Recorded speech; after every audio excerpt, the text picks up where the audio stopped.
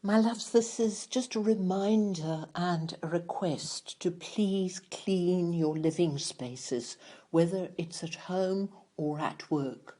The problem is that if we are a little bit depressed, a little bit anxious, a little bit concerned, a little bit tense or whatever, those energies are very, very subtle and they infiltrate everywhere.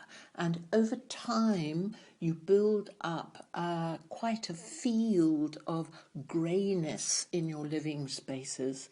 I had an experience the other day where I was teaching in a room and it hadn't been cleaned, and it was really, really like going through a bit of a fog energetically.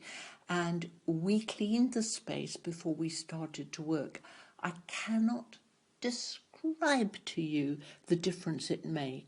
It was absolutely super. It was like moving into a field of light. Now, I'm going to give you the process on Wednesday, so you'll have to wait for it until then. But in the meantime, please just absorb the principles of it. You see, this negative energy is very, very fine. It is so subtle and it moves into every corner. It goes under furniture, it goes behind furniture, it goes between things in cupboards, it goes between floorboards, it goes even behind and between books, and it's in the thread of the curtains, in the pile of the carpet, it's everywhere. And it's wonderful if you have family which is happy and harmonious and laughing and peaceful and loving. But oh my gosh, if there's any despondency or anxiety, you're actually living, as I said before, in a sea of dense energy. You will find it is such a blessing. You will feel it immediately when you've cleared your space.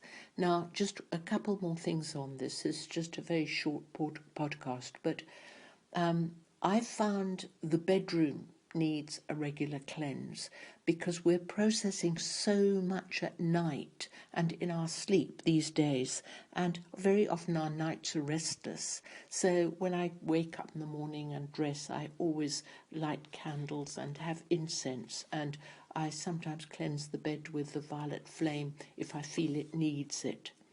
I just want to follow this through and say, all those years when my husband was very ill and he was bedridden and he was often in great agitation and distress, and the room which he was living in was very, very toxic. And I remember so often just cleansing that space, burning lavender and eucalyptus, and the whole place would develop an atmosphere which was peaceful and serene. So please, please, please, even if you're working in an office or in a shop, go and clear your space. I knew somebody who had a gift shop, and they said it was extraordinary because they used the violet flame to cleanse that shop regularly, and as soon as they cleansed it, customers used to start walking in.